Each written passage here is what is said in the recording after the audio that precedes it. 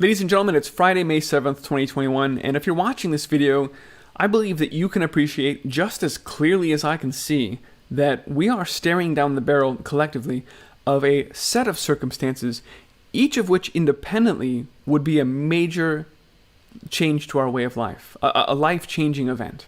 And certainly throughout history they have been. But it is their confluence which now greets us.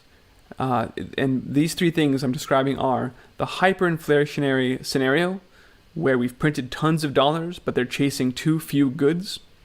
The global grains shortage, and now it's extending into proteins. We've got poultry shortages being reported in mainstream media, and beef won't be far behind.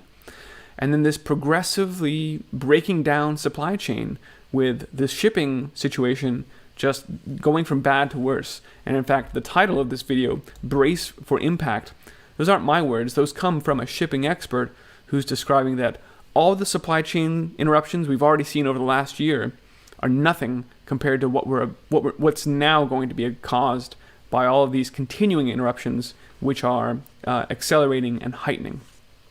So like I said, each of these independently is something non-trivial, is something significant. But together, we really need to discuss and prepare for what this means. And I know, I love this audience because you are smarter than I am, and you know all this is going on as well. But I went through my day today trying to get stuff done and interacting with people who don't know what's going on, who are still waiting and hoping for the pandemic to be over and things to go back to normal. But we know that's not going to happen. Notwithstanding that, it's not healthy to spend my whole day with those people kind of pretending. And so part of the point of this conversation tonight is not to be alarmist, because like I said, we already know what's going on. We already see the shits, plural, hitting the fan. Pardon my French, but there's no other way to describe where we are right now. But it's to be with that reality, to have a conversation in a healthy way about what's actually happening right now and normalize it so that we can better prepare for it, so that we can be more mentally agile even while existing in a reality that other people just aren't ready for. And some people aren't even seeing. I had one person on my Telegram group today, which is at t.me/iceagefarmer. Please join us. Say that he said, it seems like these headlines you're posting about poultry shortages and this and that, it's like some alternate weird reality because I just don't see it here in the city. And I wanted to remind folks that this may be especially true in urban areas because people within logistics and supply chain companies and retail have been directed in many cases. I've got multiple reports of this from Walmart, from other major retailers, have been directed to prioritize the shelves in urban areas over the rural retail establishments. We don't really care about the people in the country. Just make sure the people in the cities have their optics maintained. Don't pop their bubble quite yet, because if you do, it's going to get even crazier, right? When people go crazy in the cities. This is not a new phenomenon. Right now I'm reading this book, The Great Chinese Famine, which is horrifying. It's just staggering to read about what happened back then. And I want to talk more about that some other time.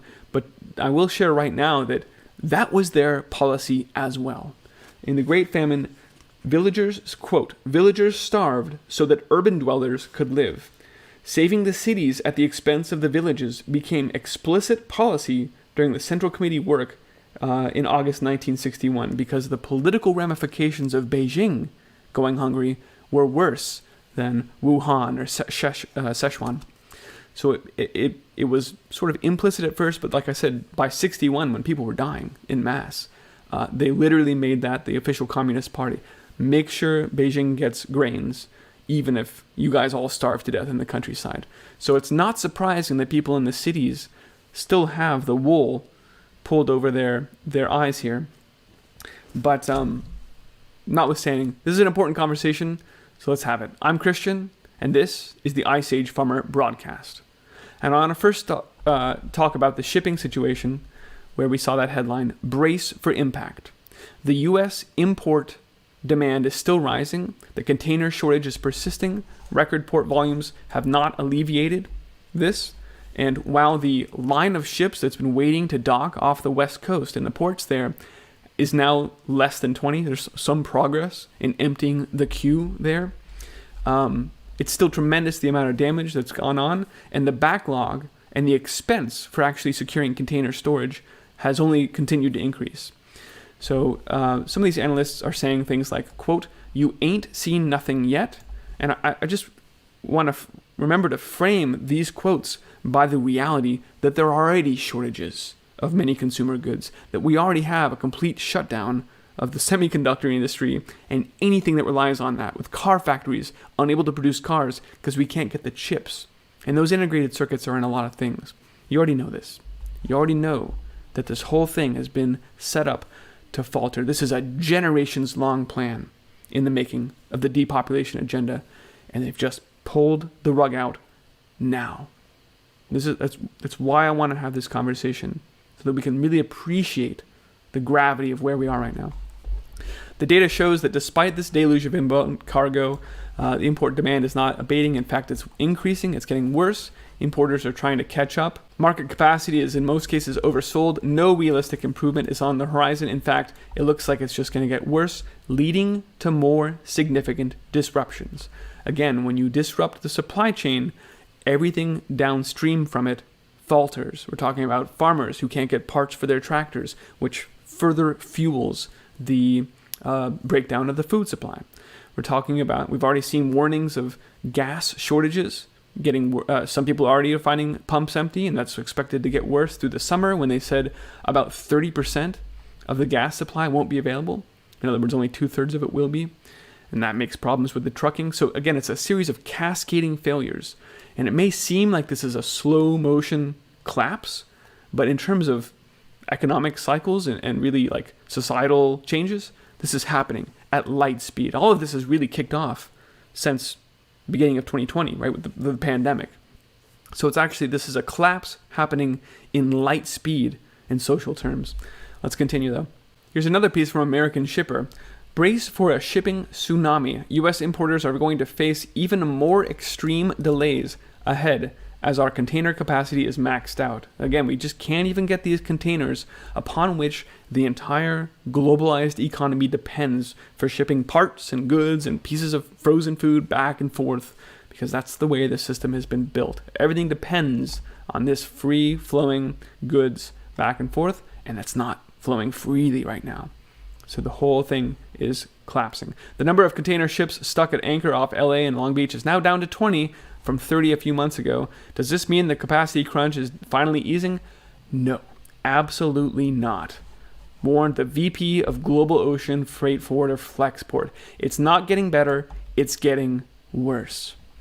What I'm seeing is unprecedented. It's a tsunami of freight. During May, everything is basically sold out. We had one client who needed something loaded in May. It was very urgent. He was willing to pay $15,000 for a container. And even then, I couldn't get it. We couldn't even get this done with someone willing to pay whatever it takes. You can't buy it. It's like the food. It's not even a matter of price anymore. It's just not there. We're hitting the wall. We're bottoming out. Now, there is a deluge of more data indicating how rapidly the supply chain is collapsing downwind of this supply chain, of this shipping situation. But I now want to talk about inflation. The Bloomberg Commodities Spot Index has been rocketing up and continues to go nearly vertical throughout April.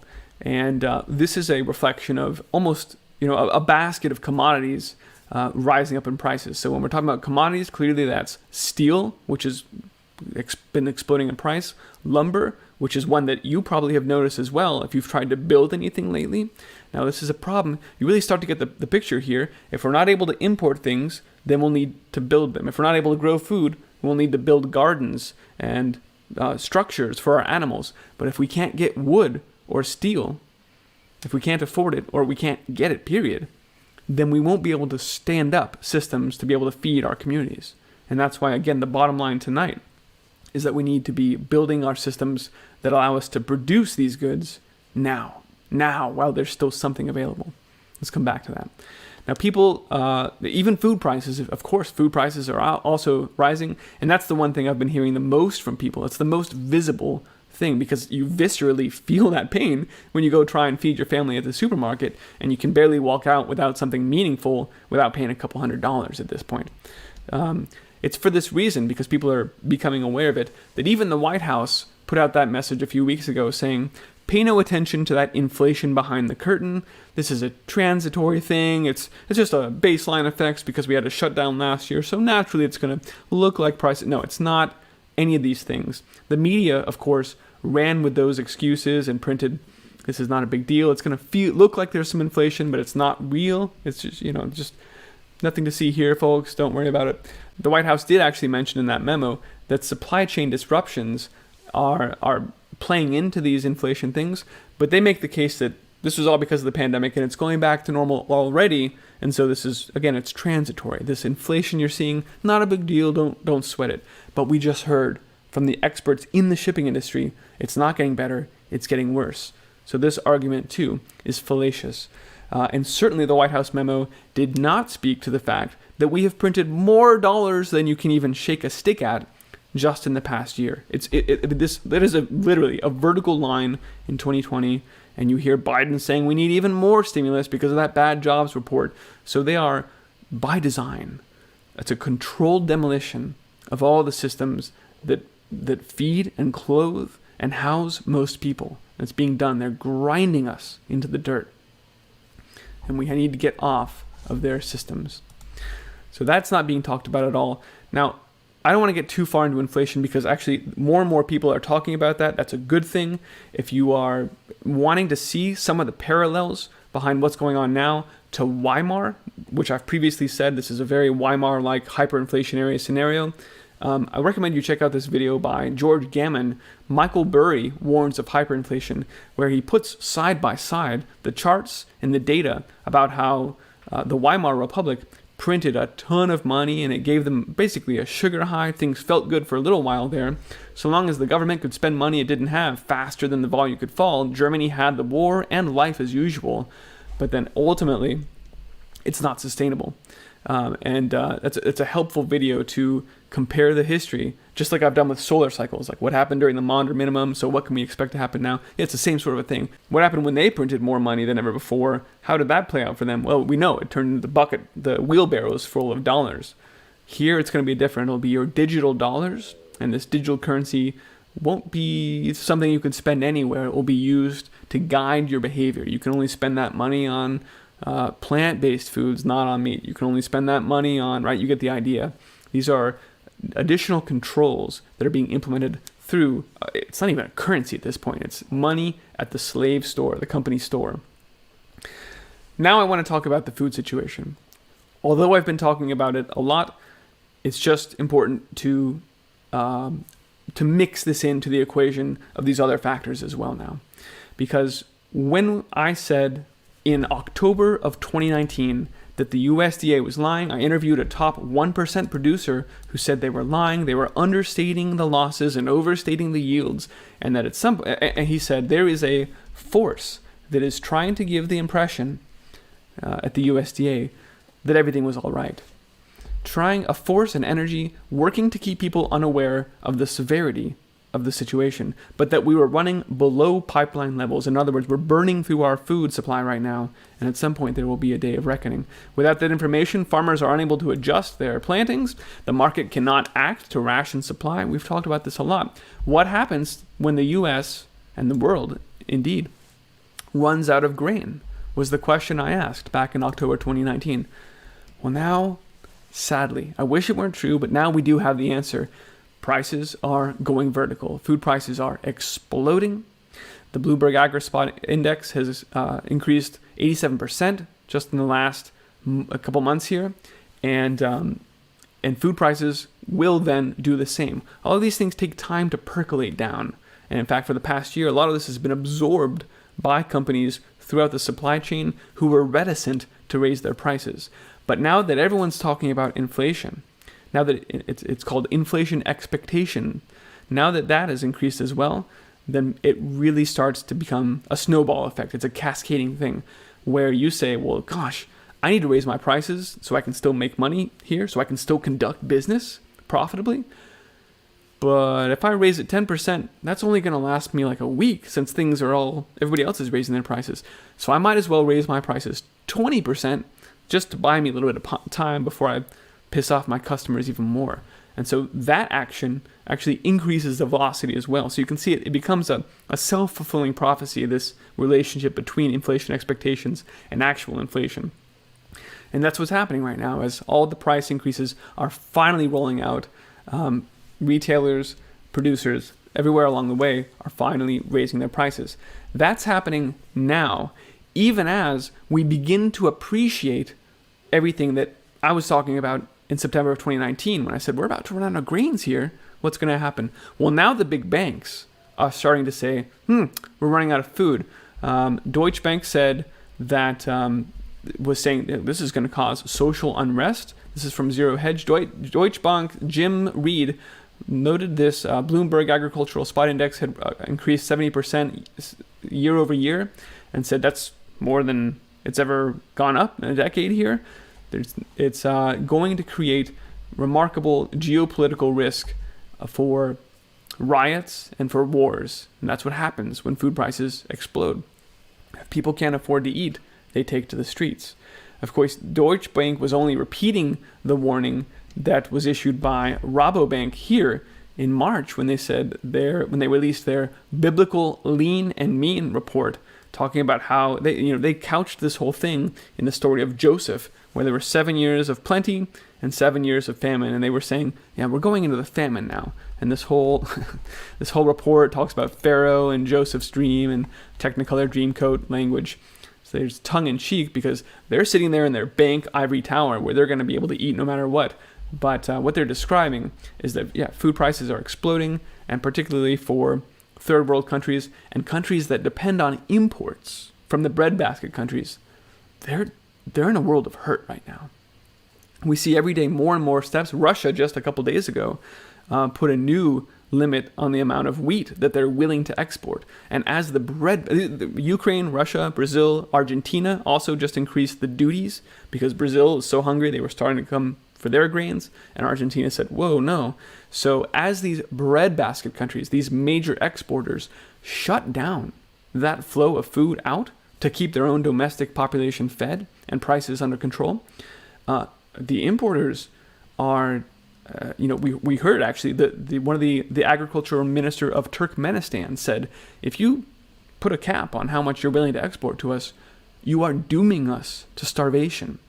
This is not a word you hear frequently between diplomats, right? This tells you that it's a meaningful impact when the breadbasket countries stop their exports. In fact, it's exactly what was described by George Soros-funded, John Podesta-run food chain reaction game back in 2015, where they foresaw a pandemic disrupting the supply chains and causing a global food crisis. Of course, the outcome that came out of that whole exercise, which was also run by Cargill, one of the world's biggest food companies, was a global carbon tax.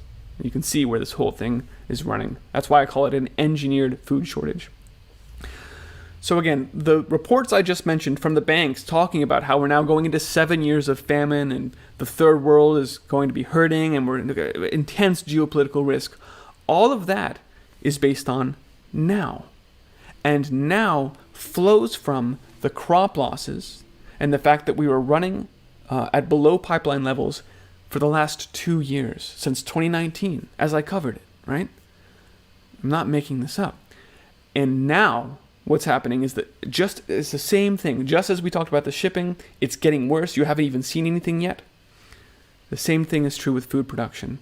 Brazil had a terrible season with their soybeans, tremendous precipitative extremes, like that we would expect during a grand solar minimum, that delayed the harvest of soybeans and meant that the safrinha crop, as they call it, was very delayed. So delayed, in fact, that each week as they come out with their new crop progress numbers, it's just gone down straight downhill, from bad to worse. And Arlen Suderman here is saying, with their safrinha crop failing as badly as it is, we're going to need to significantly have more corn coming out of the United States. That's the bottom line. We need more corn. He just says it's required. He doesn't say what happens if we don't get it. We need more acres or above trend yields. We need a ton of corn coming out of the U.S. this year and soybeans. It's required. Of course, Arlen is not going to say, or else the whole thing is going to come down, crashing down, right? Or else global trade and food prices are going to explode through the roof. The problem, ladies and gentlemen, is that it's not shaping up to be a good season for the United States. We've got a tremendous drought going on. You can see reported here yesterday, 9 of the 10 top U.S. corn states reported abnormal dryness or severe drought on 42% or more of acreage this week. These precipitative extremes are happening as well here. And in fact, we're currently in a cold spell in a lot of the Corn Belt, which is, it's not frosting, it's not frozen, but it's cold enough that it is affecting germination. And I've heard from a lot of producers who are saying it's not looking good. Sometimes, especially the bigger producers who are under contract, are required by those big ag companies, Monsanto, you know the players, Syngenta, they are required to, by contract, to plant their crops when they're told to. And those orders went out, and so those seeds are in the ground. But now it's very cold, and now they're planting into the dust. And so they know, they already know, and they're telling me yields aren't going to be here this year. So even as we hear Arlen saying, we require a really good crop out of the U.S. for the whole global food situation to stay operational, I'm hearing it's not going to happen. So I'm saying, just like the shipping guy said, we're not even fully seeing the effects. We are not even in the food crisis yet. And already we're at record decadal highs for corn and soybeans. We ain't seen nothing yet, to borrow his phraseology.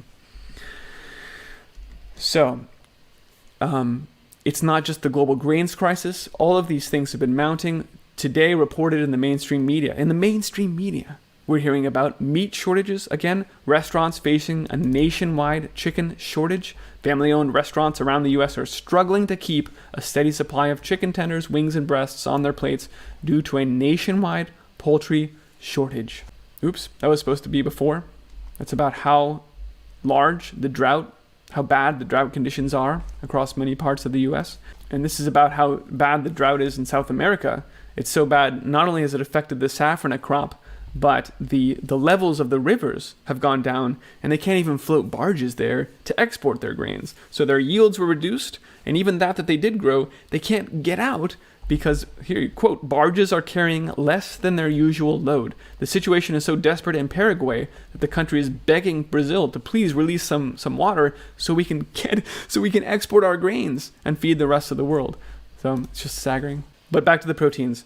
We have a chicken shortage. We're also expecting to see beef run into shortages as well. Here's a message from national farmers who are saying you can expect to see short supplies of beef at the counter. Our exports are collapsing, down 28% week over week and down 18% versus the average because it's not there, because we're running out of beef to export at this point. So we've already taken a look in the past at how our frozen protein shortages, frozen beef, frozen chicken, have all dropped precipitously over the last year throughout the pandemic. So we've already eaten through that buffer. We no longer have that reserve to draw upon from our frozen meat stocks. So given this global grains shortage, given the protein shortages, of course, the establishment is starting to really ratchet up their rhetoric around, well, we might need to go ahead and have GMOs. Now you're just gonna have to do it. You're gonna have to accept GMO now that we've got global warming. That's the carte blanche for everything, because Club of Rome says it's a climate emergency.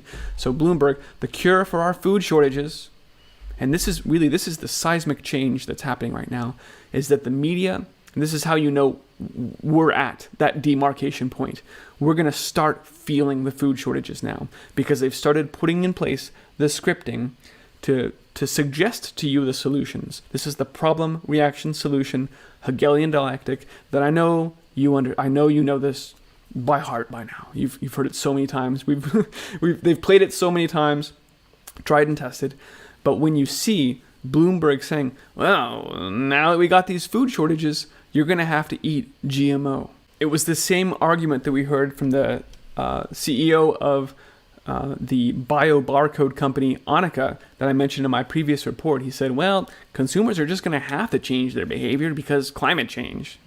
You're not going to be able to eat unless you eat GMO. So this is their excuse. This is their wedge to force a change in diet. It's exactly what the Eat Lancet Commission told us they were going to do, is force a complete fundamental transformation of our food supply because of climate change. And indeed, it's happening. All of their stated goals: get off animal agriculture, end meat and dairy. We're seeing the scripting being laid here right now from Food Processing Magazine. Cultured meat is growing in popularity. Doesn't matter if you call it lab-grown or cultured or cell-based. They're becoming more popular. Yeah, sure they are. We're running out of meat. Is what's happening. And that's why companies like Nestle, the biggest food company in the world, is now rolling out their new plant-based milk rather. Nestle is jumping into the alternative milks arena, coming out with a product made from yellow peas to be sold in Europe. The product was created in just 6 months. That's much longer than it took for the vaccine, at least. But they are rushing to market with plant-based and lab-grown meat and dairy because they know we're there. We're at that demarcation point. But it's not just the synthetic, lab-grown, engineered, and even plant-based sort of a stepping stone on the way there food that's being rolled out. There's another narrative, and this one is even more telling. This is something from SCMP. China food security. This food crisis, it's actually more of a livestock feed challenge. China is not producing enough feed grains like soybeans to support the livestock industry, and that's why it's relying on imports and sucking out the substance of Brazil and the US for that matter, and from everywhere in the world that they're able to import. The deficit is, here we go, driving concern about food security, and it's really complicated. Oh, now we see that the reason we're running out of food is because of animals, right? Now we see the real excuse to end animal agriculture. We've heard Bill Gates talk about that we should all be eating lab-grown meat. We've heard the mission statement from Impossible Foods, which he funds, which is end animal agriculture. But it's just not working. People, even save the earth from climate change, people just don't care. We've seen the latest statistics even for Gen Z. It says 70% of them don't want to eat lab-grown meat. So it's not going to work unless they engineer food shortages and blame the animals. And they're doing it now. This is a new narrative that we've not seen yet. Turns out, according to the mainstream media, we are competing with our animals for food. And if we have food shortages, it's their fault, and we're going to have to do away with animal agriculture. We just can't do it. We don't have enough food to feed them. They're dirty and dangerous and pandemic-ridden anyway, but now they're competing with you for us to be able to feed you. So we're going to have to do away with it. And this is not unique to China. Here's Bloomberg, just a couple days ago. Look at this headline. Feeding chickens is so costly that it's changing global trade flows. Some feed makers in the US and China are now changing to wheat. We've talked about how they're reformulating their animal feed, trying to move away from corn and soybeans and using wheat. But wheat prices are on the rise. That's why Russia just stopped their exports. And feeding the world's chickens, pigs, and cows has gotten so expensive, it's upending global trade flows. Please pay attention to the narrative that's being constructed in real time right now before our eyes. It's because of livestock. It's because of animal agriculture that we're having a food crisis. And even this even intimates that the whole supply chain might be affected because we're too busy trying to feed China's animals. This is a stunning shifting of the blame to try and pin animals as the reason that everything is hitting the fan right now. As grain prices surge, American chicken giant Perdue has taken the rare steps of buying soybeans from Brazil. This has also happened just a week ago. The U.S. is now importing soybeans from Brazil. We're one of the biggest producers in the world. Why are we exporting all of our soybeans to China, but then being forced to buy them from Brazil? Yeah, we're not making sense here. There's no good leadership here. But these tactics highlight how tight the global market has become. Grain prices at an 8-year high. The cost of feeding animals and higher meat prices will be coming for animals. But this article, links to everything are below, and I would encourage you to read this article because it's very telling of that they are creating this argument that now there's a food crisis and it's because of the animals. It's because we can't feed them and you. And so we'll have to grow the meat in a lab and end animal agriculture, and then we'll have enough grains again. Everything, it's always the promise. Everything will go back to normal if we get rid of animal agriculture. So they're going to make people feel the pain. They're going to have food prices rise, food shortages, meat shortages. Meat shortages is already happening. And they're blaming animal agriculture and promising that, well, things will go back to normal if you just eat Bill Gates meat, if you just eat the lab meat. Aren't you impressed by the celebrity steaks? Don't you want to try the cell-cultured, human-cultured cheek meat where you can take a scraping off your cheek and then put it in a vat of cell-cultured? It's amazing. But all of these things, these disgusting things that defile God's creation, now they're saying we have to move to that. We can't do things the way we have been anymore. Traditional farming and ranching is done because of the crisis. Look at this. It's a crisis. We're running out of grains, and it's because of animals. So this is a really critical concept, and I hope I've done justice to it. Perhaps I should have said this at the beginning of the video. And it's working. It's working. We've already seen that the size of herds, not just in the U.S., around the world, is decreasing. Here in the U.S., more downsizing for the beef herd is likely in 2021. Beef feedlot placements are way down. They're just not calving as much as they were in the past. And so, just like the shipping and just with the grains, there will be even fewer cows next year because the herd is downsizing here in the US. The same is true here in the UK from farmersweekly.uk. Cow numbers are incredibly tight with DEFRA, their UK version of the FDA, the same people that admitted they were walking around gassing people's chickens. I'm still mad about that. DEFRA is showing that the national herd is now at its lowest since 1910. Think about that. The UK has less cows than they have in over 100 years. They're ending animal agriculture. From Bloomberg, again, sorry steak lovers, Australia is running out of cows. Russia also now seeing the strongest poultry production decline in a decade. Just in the first 2 months of 21, Russian poultry production dropped 6.2% year over year. 6% drop in chicken production and eggs. So we can see that it's working, that the meat industry is being forcibly shut down, and that moreover, now we're at that point, that line of demarcation, like I said, where they're telling you there's a food crisis, and worse yet, they're blaming animal agriculture and preparing to shut it down completely because we had to, or we couldn't be able to feed you and the animals. So where are we? Because I think we've painted a pretty complete picture, even though there's so much more we could talk about on any of these three topics, and certainly on the race war that's being engineered, ginned up by the media and by the government. And of course, we could even get into the fact that we're now looking at people, massive number of people injected with experimental injections. And, who knows how that will actually start to manifest over the next year. But even just taking into consideration, because it's enough, the three things I've talked about tonight, the shipping, right? The shipping crisis and the supply chain breaking down, which is a cascading situation, the inflation, which is another cascading and accelerating situation, and the food shortages. All of these are conspiring to create a situation where, if it was just one of them, you could maybe be creative and figure out a way to feed your family and stand up new ways to grow food and raise animals and be there for your community, or switch to a more local economy. But together, if there's no supplies and there's no food and there's no currency, it's like I said, it's a really dangerous situation. And my advice to you, as I've been saying for weeks now, remains: you cannot remain a consumer. You cannot be a consumer in that environment because there's nothing to consume and there's no money to buy it with. You have to be a producer.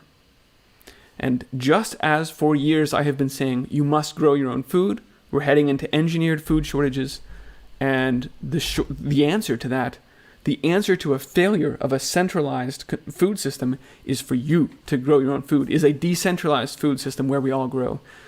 I want to now apply that same logic to everything, to all the problems we just enumerated, to everything in the supply chain that you get that's now failing. So if that's lumber, right? Prices are through the roof.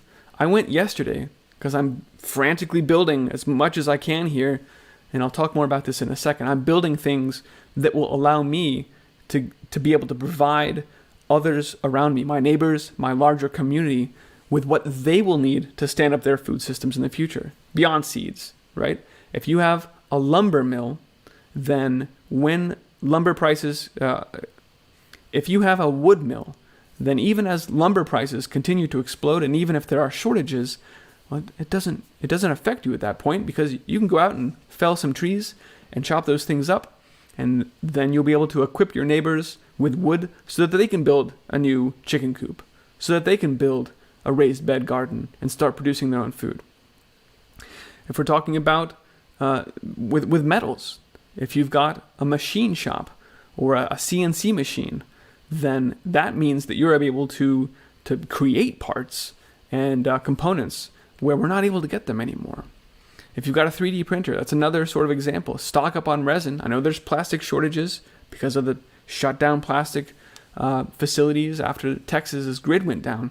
But stock up on resin if you can get it, and then you'll be able to print 3D parts that you need, 3D print parts that you need to create infrastructure, again, to enable your community to continue to exist through this crunch time.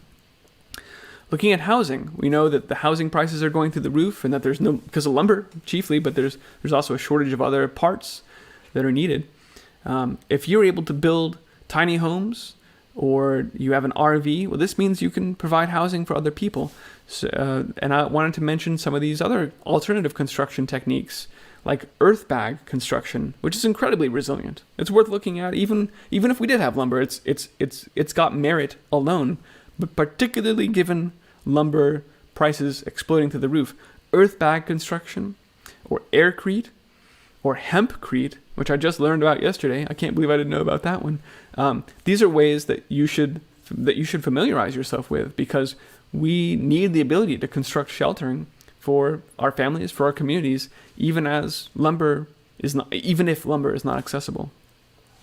So those are some examples: wood, housing, parts, replacement parts, and stuff like that, where you become the producer of these things.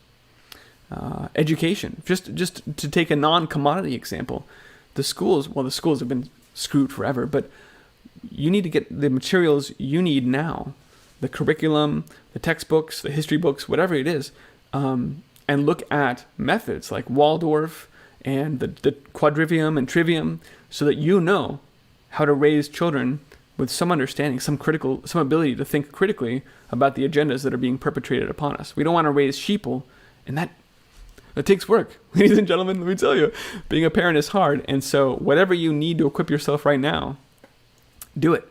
Get those materials now. But again, the bottom line here is that you must shift your whole mindset. If we're not going to be able to buy stuff from a breaking system, then we have to produce it ourselves. And then I want to amplify that, because you and I are having this conversation. As I said at the very beginning of the video, a lot of people are walking around waiting for things to go back to normal. And it's just not going to happen. At some point, they'll figure that out. And when they do, then they will realize that they need to start producing their own food and all this other stuff we're talking about.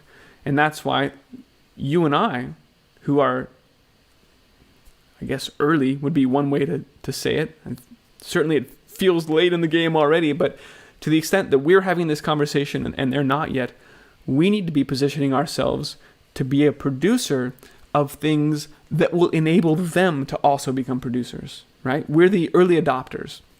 And so that's why I say a wood mill or other things, certainly stocking up on seeds, those are the kinds of ideas, and I'd love to hear from you on more, so that as your neighbors and larger community figure out, holy crap, I've got to be growing food. There's none on the shelves, or I can't afford it, or whatever it looks like when they come to that realization. So that we're there with those seeds. Here you go. I've got buckets of this stuff. It's sorghum. It grows really well here. It's already adapted for our neighborhood. Take it. I would love for you to take it. I'm already handing this stuff out for free because anyone around me that's growing food, it's fantastic. That's a huge win for me. I would love to see more people growing. So I stand ready to equip my neighbors with all these seeds so that they can join me in growing as soon as they realize the value in it. And apply that same logic, just like we did before. Apply that same logic from food, but to everything. Try and gain the ability yourself now to empower more people soon. So that's both the central tenet that I want to communicate here. You need to move from consumer to producer if you've not done so already. And then even more over, you want to be able to produce things that allow you to turn everyone around you into producers too, so that they're not all coming to you in the future.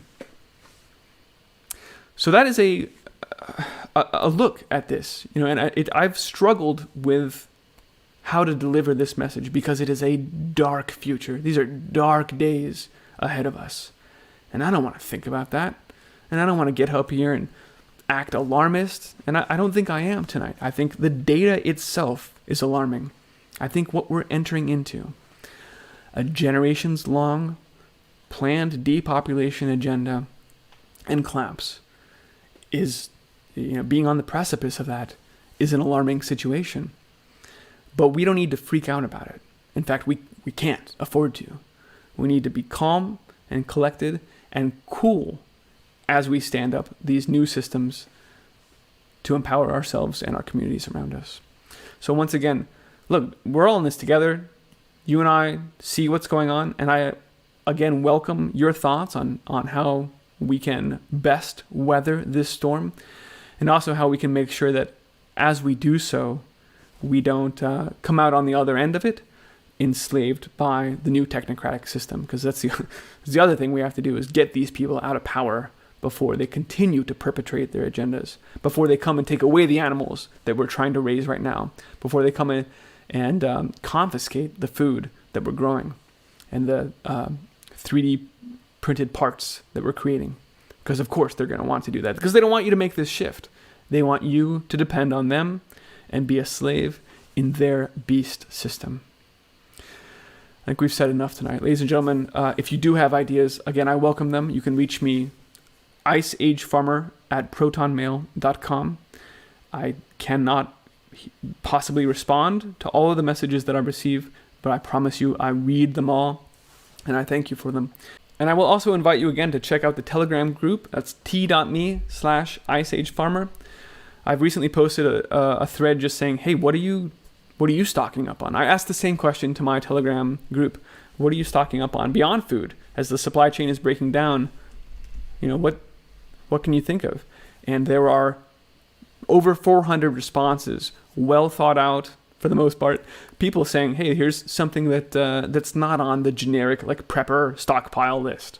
If you're totally new to this whole idea, there is a great list from James Wesley Rawls. I'll put a link to it below. It's called The List of Lists, and it's sort of just like a prepper-centric survivalist, all kinds of twine, and it's literally a series of tabs in a spreadsheet that exhaustively thinks through supplies that would be handy to have.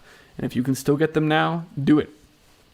But even more broadly, given all the things we just talked about, I'd love to hear from you. And so check out that thread and come check us out in Telegram. There's even more information on my Telegram group that I could possibly fit into these YouTube broadcasts. So that's part of the reason I value that group, and I enjoy being connected to you there. All right, ladies and gentlemen, thanks for watching this tonight.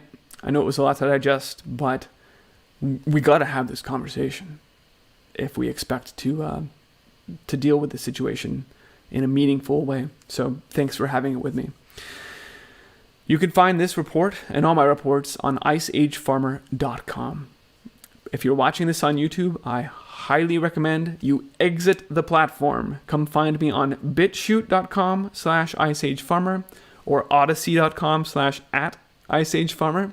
Those are some alternate platforms where censorship is not as likely. And again, on Telegram, t.me/IceAgeFarmer.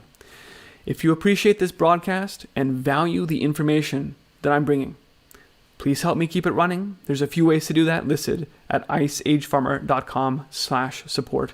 And I very genuinely appreciate that support. I could not do this broadcast without you. So thank you. Folks, good luck and be well.